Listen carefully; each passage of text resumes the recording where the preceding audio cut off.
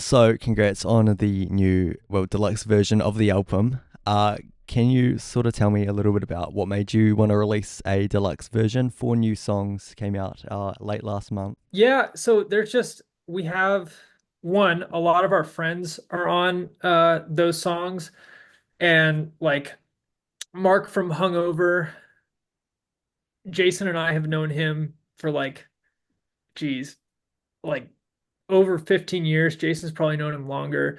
We've all kind of played music in the same circles, and so that was kind of like a really nice moment uh to bring back. And then Valley Queen is a band that I really love. And so we just hit them up randomly. And so it was just kind of like giving some of those songs another life. Because I feel like some stuff is just kind of a slower burn, or like it takes people a second to you know, dig it or whatever. But yeah, that was just kind of like bringing our friends in and kind of having them on the come up. Do you have a favorite song from the album? I would either say, oh well, that I and personally I wrote that song. So it just feels like there's um I don't know, a tighter meaning to me. But then I also really love How We Live Now. Like that was, I don't know, just a fun kind of like dance track that was kind of shooting for like a Parcels vibe on. And I feel like we got, you know, pretty solid on it. So What was the sort of creation process for the album like? it was an interesting one. So like when we all kind of live all over the country here in the US, which like it's huge. So like I live out in Montana. One of the other guys lives out in Florida and kind of bounces between New York, Florida, and Nashville. And then we have another guy in Nashville. And so uh, it was just kind of trying to figure out how to write um, remotely, which like I'll admit it like kind of sucked. And I think that we learned that that's not how, like, I think we ended up with some really great songs. But a lot of them I feel like kind of have a little bit of an isolated feel to them. Just like in everybody writing in their own space. And so we just did some new songs that are getting ready to come down, um, where we like got together. And I think that that vibe kind of like shows through. But like it was an experimentation, I feel like a lot of music is just kind of experimenting with so many different aspects of things, whether it be like the effects you're putting on or how your production is on it. But um, all that to say, I think we're pretty proud of a lot of those because some of those songs are, fairly old. We just never recorded them. And so it was really nice to get a lot of those out. And I think we kind of got them the right way or as best we could because some of them we've recorded before. Um, and they just didn't turn out how we wanted, so we never put them out. But then you know letting them sit for a while and then coming back to them, I feel like we ended up with stuff that we liked. So yeah, Do you find that when you're making music with the others, that sort of storytelling process becomes easier or harder? that's a great question. So for me personally, I've always cared more about the music because I feel like, at least just personally speaking, like the music really can make you feel stuff, and like lyrics obviously can too because there's like a connection to the words. But um yeah, and I also have like a harder time writing lyrics. So when I do, they're usually like pretty personal, which I would say like, oh well, kind of hits that. But um, yeah, I think a lot of the storytelling aspect of it is like it really comes. Most of the songs on that record come from feelings that we've all felt, or like all of the guys have felt, and that we just kind of worked within. Um, yeah, so I think it's easier because when we start discussing, like a topic and we bring that in and like this song's going to be about this, it feels this way.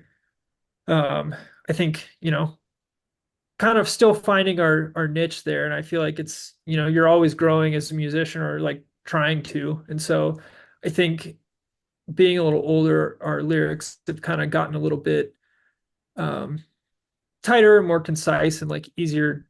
There's a point to them. So yeah, How do you want your listeners to interpret your album and the deluxe version of it? Do you want them to sort of hear the lyrics and make their own interpretations of it, or is there a message in there that you're trying to convey to them? definitely leaning on the that first part. I think music's a deeply personal thing. So like I can write it about something, but you as a listener can hear something else and put your own meaning onto it. And so I think that that's much more powerful than me trying to, you know, give you a specific message, even though like, that can be done and it's cool, but I think it's way more personal to have someone interpret it the way that they want to. Um, yeah, because that's how it becomes important to them. Like, I think that's how this side of paradise got the way it is because people put their own feeling to it. And that's been crazy. Yeah. Yeah, almost. Is it? It's like over 500 million streams, isn't it? Something like that. Yeah, it's insane. It truly and like couldn't have planned that. That just like happened. Yeah. With your debut single, which came out in 2013, you went on a bit of a hiatus after that. Were you sort of crafting your sound during that hiatus as a band? I don't think as a band, but individually, I think we were all kind of working on stuff. Um, because that's when we kind of moved around. We were all in Florida for those first few releases, and then everybody kind of moved around and was doing their own thing.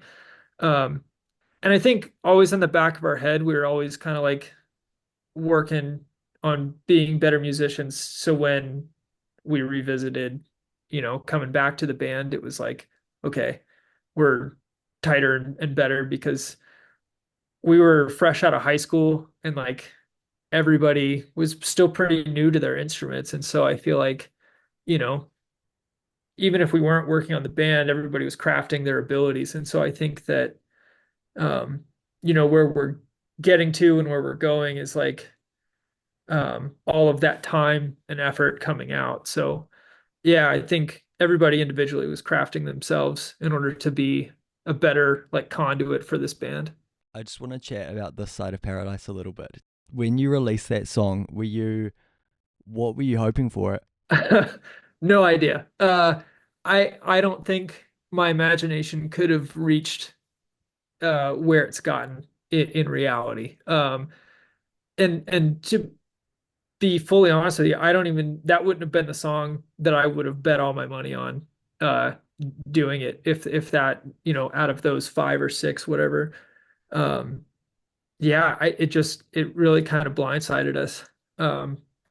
Which like is great. I think it's really brought a lot of new life into us as a band and kind of like I don't know, it's been very humbling too that just like so many people have a really deep connection with it because I think we were just feeling our being honest about our feelings when we wrote that, and so and like I don't mean this. I think this is a good thing, but it's like it's simple enough to digest it. Like people can really, put however they feel about it. Because a lot of people will message us and be like, "This is me and my partner's song," or like, yeah, just a lot of stuff like that, and that's just so cool. Yeah, I couldn't have planned that. What was the growth of it like? I know it blew up it went pretty big on TikTok and online during COVID, but how did that sort of start off when you released it? Back in, so it actually would have come out, I think, in 2011, but uh I think like had just started out. Like when we started as a band, we used to get together like every weekend and spend the whole weekend together and we'd write and whatever. And so like we recorded the first five songs we wrote. And so that was one of them. And we were still just like building ourselves as a band. I don't think we even like had a fully realized identity yet. So um, we did a ton of legwork.